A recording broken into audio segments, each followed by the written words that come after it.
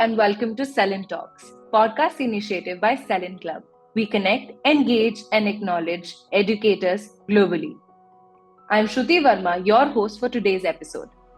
Today we have Mrs. Shakuntala. She is the director of Trinity International School and has over more than 4 decades of serving in various capacity as an educator, principal, director, consultant, teacher trainer, and inspector in various international and national schools in India and abroad.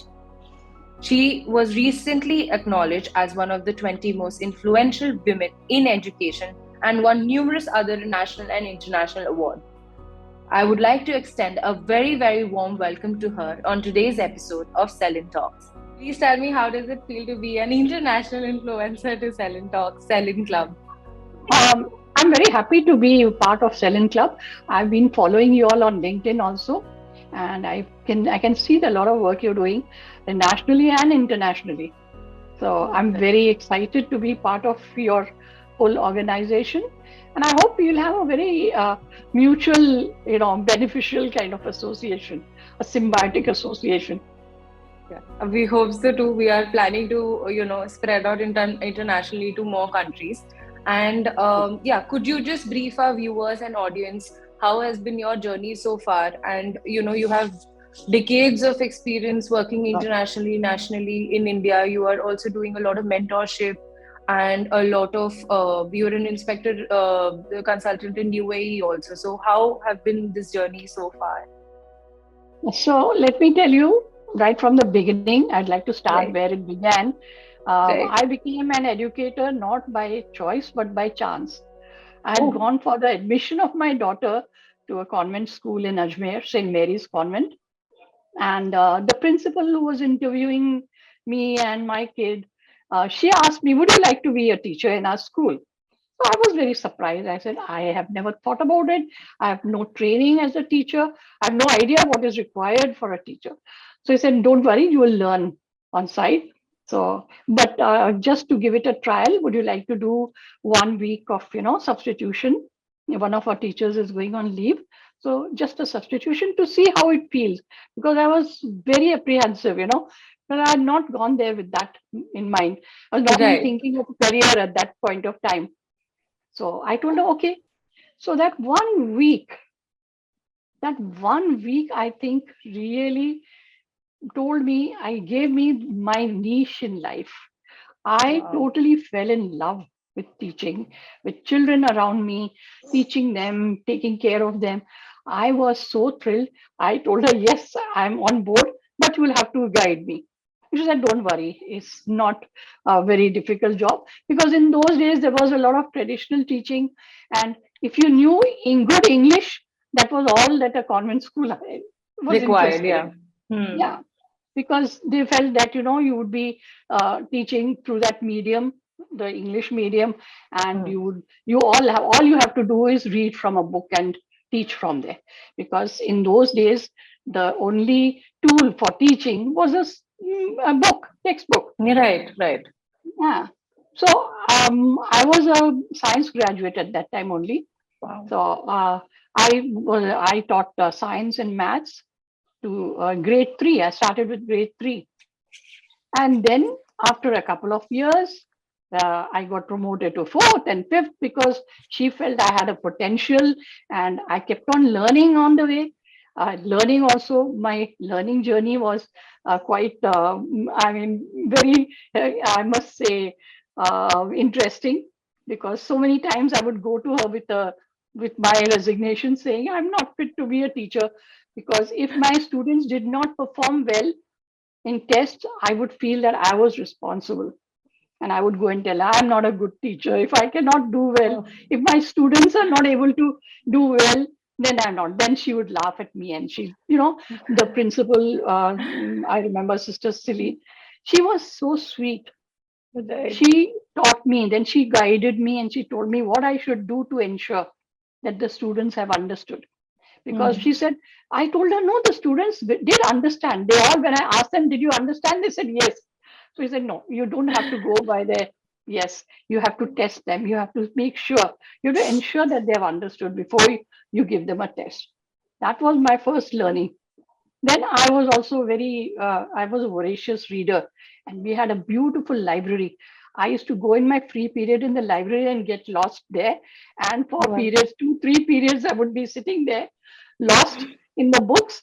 And then I would come to know that the principal was looking for me because there was nobody in my. And then I would again run to the principal saying, here's my resignation. And she said, no, no, now you just keep track of time. That's all. So these are little things that I learned. And finally, she told me to do my B.Ed, because she wanted me to teach higher classes. So Mhm. I did B.Ed while on the job. After doing B.Ed, I started teaching the higher classes, sixth, seventh, eighth. Then she told me, why don't you do your post graduation? So I thought, okay, I'll do English, because that was my subject, my forte. So I just Mhm. went in for an MA, and I did it privately. And you won't believe, I would go to school in the morning and afternoon, I would go for my exam. I did Wow. not spend any time studying. And every week, I would just buy the book weekly. We used to have an exam every week, learn from there, and go and give the exam. And I remember in my examination hall, at the moment I would enter, a lot of my students would already be there, and they would stand up and wish me. And I said, no, no, I'm also come to give an exam. So Sweet. that is how I began my journey, journey of learning. I think that is very fundamental to a teacher, to be a good learner. Only Right. then you can be a good teacher. So I learned on the way. I did a lot of things. I was very interested in students, and I was totally, invested in them.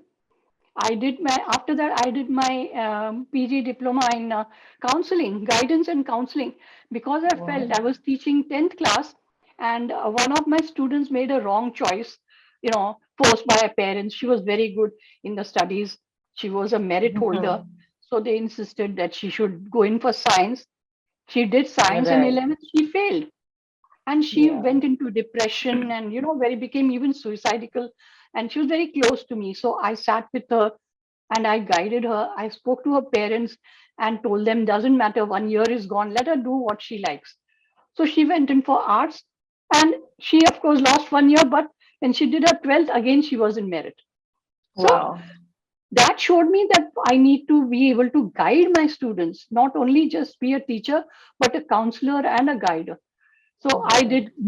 I went to Annamalai to do that Wow. course, and Wow. I finished that. So once I had done all, that I could, I went into administration. I used to sit with the nuns. In those days, the convent schools, all the administrative work was taken over by the nuns. I Right. learned how to make timetable from Mother Damien. She was a French nun, one of the oldest nuns there, but she was brilliant. So I would sit with her and learn from her how to make a timetable. And I learned to make a timetable for nearly 80 teachers for 3,000 plus kids in the school. Wow. That's big So, numbers. so after 2 years of assisting her, she gave it over to me. So then I became in charge of the, timetable making for the whole school. After that, I went into the examination section. I would sit with the examination in charge and learn how the examination process goes on. And I learned everything. So slowly, slowly, I began to feel that now I think I can move on from a post, teaching to a little higher. So maybe a principal. And that Mhm. is how after 22 years of being a teacher, I then moved on to being a principal in a very small town. I wanted to try out the waters first, not go into a big place, go to a small town, go to a small school and see how and learn again. Again, as I Right. told you, learning has been my whole, mantra in life. So I went into a small school in Pali, which is in Rajasthan. It's Yeah. a very small place, 2 lakh population, and only two English medium schools. One of them was the one I had joined, which had only 200 students when I joined. Oh. Then I kind of, learned everything. I started doing everything in the school, from picking up the phone whenever there was a phone call, from going into the classes, from learning everything around till I was totally sure of it. And then the school grew. And within a few years, we had more than 1,200 students. And our Wow. school became one of the most, coveted school there. remember I had in my school, I had all the VIPs, the who's who of Pali was, their children were in my school. The police commissioner, there was Wow. an MLA, an MP, their children, all of them were coming to my school. So I spent about 7 years there. And then once I had put the whole school in place, I again felt missing the challenge of something bigger. So I wanted to move further.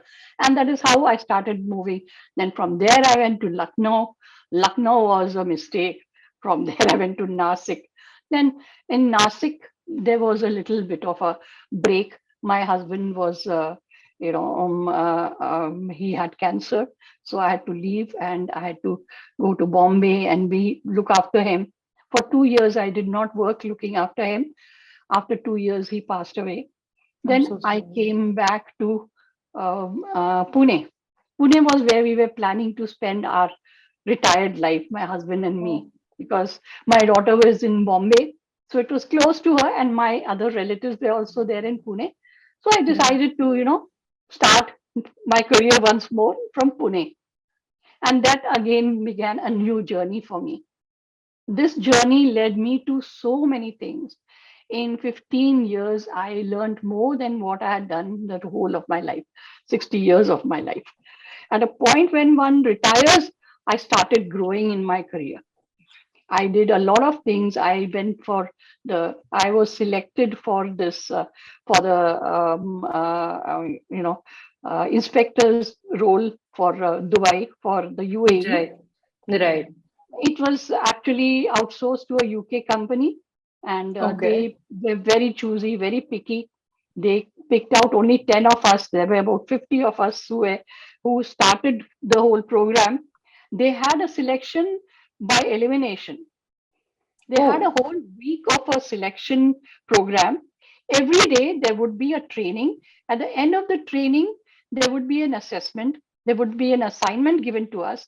And only if we got more than 70% in that assignment, we would go for the next day's training.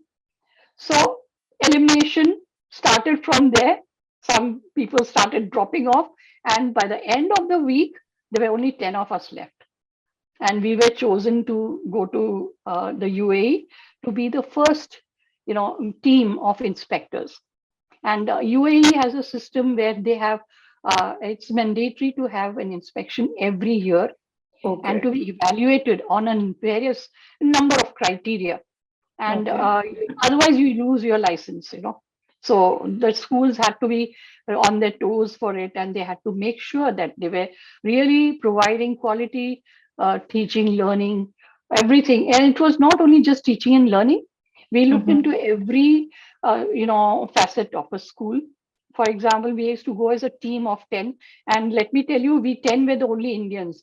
The others, we were more than 100 inspectors, and the Wow. remaining were from all over the world, mostly from UK, Yeah. from Ofsted, which is again, you might be knowing that they do the inspections in UK Yeah. on a government based Yeah. inspections. So from America, from Japan. So we had a very interesting group of team of people.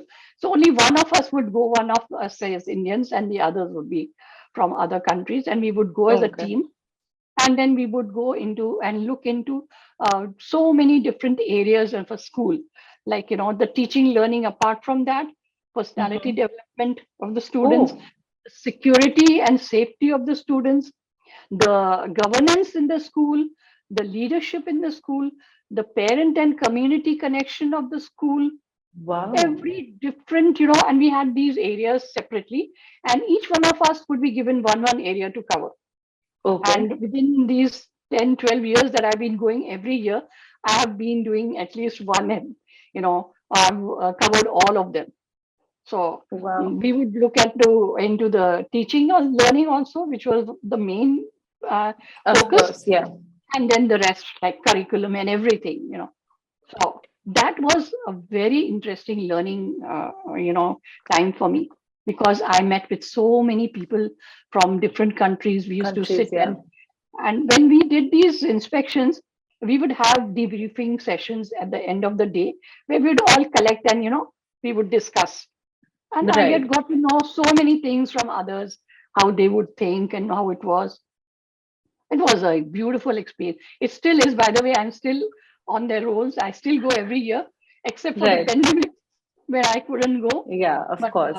I've been continuously going for that. That was So, something which really, really gave me. But that happens only once in a year, for yeah. a month or so. So the Okay. remaining time, I then went back to my principalship because I felt I wanted to be with children.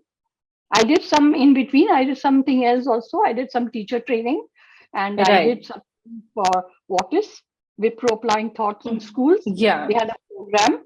I did that program for a couple of years, but I was missing the children.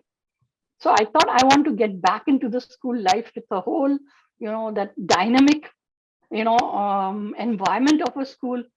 Yeah. So again, I went back and I became a principal of an IGCSE school. Now, Yeah. again, this was a CIE school, so Cambridge International Examination. Right. So, again, this was new to me. I went in for trainings and I learned about it. And that was also a very satisfying experience. After that came the present one, which I started from scratch. This is Oh, an opportunity I got. Trinity was uh, actually, there were a lot of institutions under this umbrella of yeah. Trinity, KJEI. They decided to start a school as well. So the chairman, Mr. Kalyan Jadhav, he selected me and he said, I'll give you the building, you start the school. He just gave me one building and said, here's your school, you started. So everything from basically from the mission, vision, the staff, the SOPs, everything I was able to put into place. And now it's Wow. been 9 years. Now I'm the director of the school.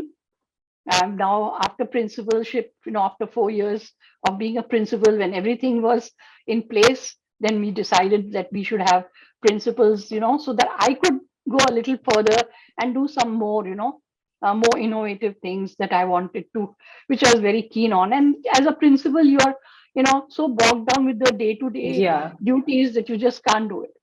Did you ever realize, like, there was any a realization when, you were doing these assessments, quality assessments in UAE? Do you think we should also have that very stringent in place in India as well?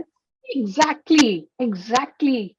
I even put this forward to the CBSE chairman at that time, Mr. Vineet Joshi. I went and Right. met him and I told him, I'll give you a blueprint for it, please Wow. start that. So he was very interested and he said yes. And he gave me his email address. He said, send it to me. We will look into it and all that. And I did do it. I sent it to him. And then suddenly there was a change in the chairmanship. He was out of the Yeah. whole thing and it got lost somewhere. But I really feel that we need that very badly. Why? Of course, it's not possible in India for a number of reasons. Okay. The volume itself is so much. Huge. Yeah. In a place like Dubai or even the UAE, I mean, how many schools are there? And they have the the money to be able to spend on it because getting so many inspectors on board Yeah. is And that too, all over the world. all over the world. So that kind of payment, it's not very easy for Yeah. India to be able to do. Plus, there is a lot of corruption in Indian, True. society. As you know, there. I mean, it's so very clean. I feel so good to be part of it. There is absolutely no way in which anything can be manipulated. Hmm. So Yeah. that's something which really makes me feel good to be part of it. Right. Here, I don't think I'll be able to do it. Although I would like, I have done, a few such audits in some schools. I did Right. one in Guwahati, in a school in Guwahati. And I took it one step further by telling them that I would even do on training for the teachers for the things that they would, for the Hmm. pedagogies, because wherever felt that they required that kind of, training, I could go ahead and do it. I did. I went to Tokyo also. I was actually a consultant for a school in Tokyo. They Wow. wanted to start a school and CI school, and Mhm. they were Indians, run by Indians and Okay. Japanese, in partnership with them. So I had gone there. I did a full consultation with them. I did a full training with their teachers and with their administrators, how to go about it, what is required. And then at the end of it, I even did a FAQ with the parents, Oh, because okay. parents were very keen to hear about, how it's going to help their children. Yeah. And they were all Indian parents. So it was nice to sit with them. And those parents were all of them, very highly placed. They were scientists and research, very high profile Yeah. kind of people. And they were so much concerned, how will it help their child, in their future. So I was Right. able to give them all these explanations and explain to them how the CI would help them. So I Right. think that was also a very good learning experience. Right. Like you said And that, cultivating that audit or education audit, you talked about how there is a relationship between parents and community that was also checked, the parental yes, community and the yeah, yeah, well-being of the students. I think yes, even if this part of it, could be cultivated somehow in Indian schools, it would be a very big transformation in terms of mental health, mental being of the students and the parents that are involved in the school. exactly, exactly, exactly. Yeah. That is I true. think, yeah, but we have long way to go. I think Mm. NEP is doing things around and moving. What are your thoughts about it? Okay, NEP I think is something in the right direction, but going in the wrong way. I Okay. feel that they are doing it, in the reverse. It's kind of a reverse way of doing things. So they are Okay. starting with schools and then moving on to universities and then taking on to teacher trainings and all. Right. Yeah. So it doesn't make sense. Now, for example, in the school, you allowed a lot of freedom to take any kind of, combination of subjects. But then Right. what will they do with it when they go to a college or Yeah. university when you don't have that kind of a system here? What Yeah. difference does it make? I mean, how is this going to help the child? It's Yeah. totally meaningless unless we have universities and colleges which are ready with that kind of thing. This would happen. Then the pedagogies that they are expecting from teachers, the teachers have no idea. They're going to start that in this teacher training, and by the time the teachers get trained, there'll be another few years. So Yeah. first train the teachers and then get it into the school.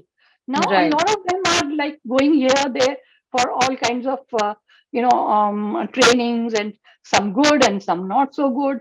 But because they have to keep up with this NEP thing, and then NEP is putting in so many things together, they should do it in phases.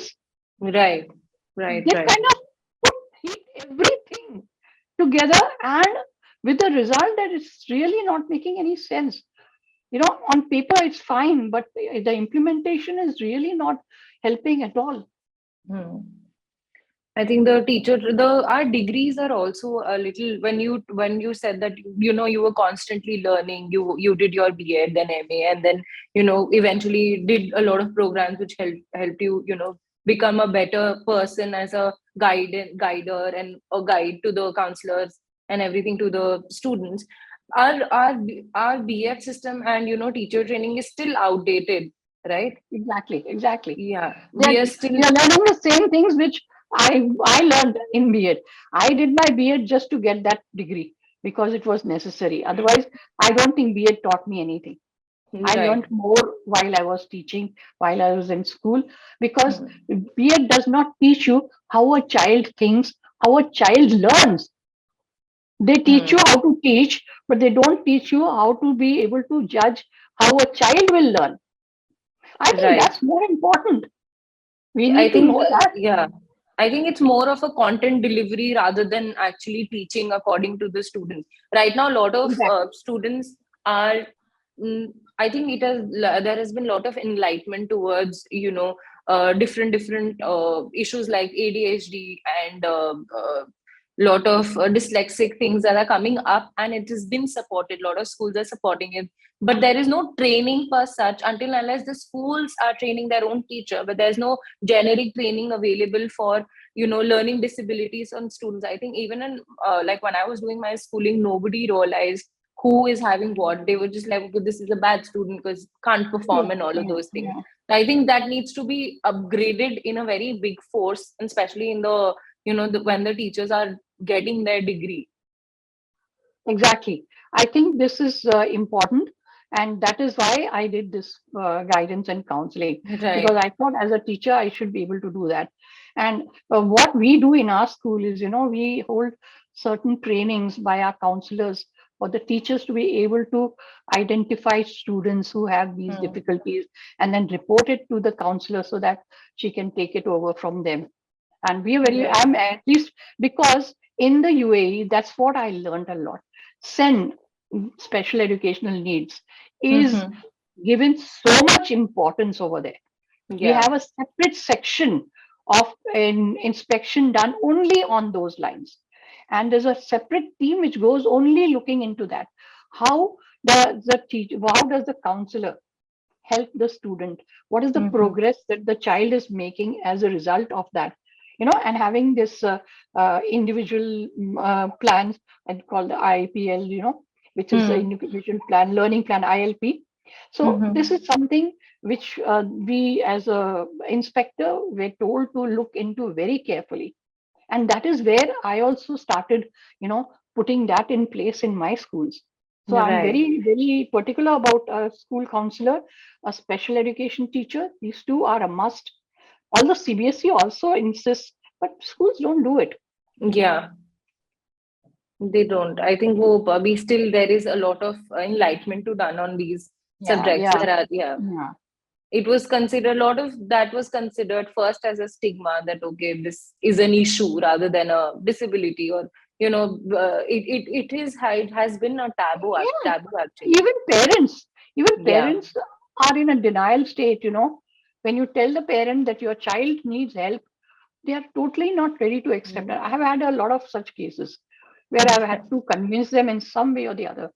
In some, I have to even threaten them to tell them that I will take this child out of the school if you don't listen to what I'm saying. And that has worked in some Yeah. places. I've Yeah. used whatever ways and means I could so that I could bring the parents on the same page so that they also understood that the child needs help. Yeah. And the denial from parents actually adds up to the pressure on the children also. Yeah, Yeah. exactly. Anyway, you did a concept of human library. Please tell me about it. I'm very keen to know. Okay. Human library is something very interesting. I used to feel that, one is, going and reading books. As I told you earlier, I'm a voracious reader. I am a great fan of reading. So I would be very keen on children wanting to read. But because nowadays children are not, you know, Yeah. attuned to that, they are more into these gadgets. So I felt the human library would bring it more lively to them. So what I did was, the first one which I did, I read a part of a novelette to my students, Okay. and immediately after that, it was a science fiction. Immediately Okay. after that, I had a Skype session with the author of the book, Oh, wow. with the children talking to the author and talking about then they wanted to know on what did he base this, what part of physics did he base this Wow. character on, and what made him write. It kind of made them a little enthusiastic about getting to the real getting into understanding what is behind it, behind the scenes kind of scenario. And then one of them even told him that I have written one book. Shall I send it to you? Will you please read Oh, it and let me that know is how so it is? sweet. So I felt that this is the way. So what we do now, we made it, annual affair. Now we even call parents. They can come and talk to them about some story or something about their own self. The Okay. teachers talking to the children about their own life. they should understand the teachers also human being like them, Yeah, and she very also true. has, yeah. So it's become now regular affair with us. Yeah. Thank you so much for giving us the time. And I'm Thank I'm very glad, honestly, from my heart, I'm very glad I got a chance to speak to you and have these you. conversations about everything there is. Not just, Thank you. just the education, but everything that we actually can resonate and our audience can also resonate with a lot of things. Thank you so much, ma'am. Thank you. Thank you for having me.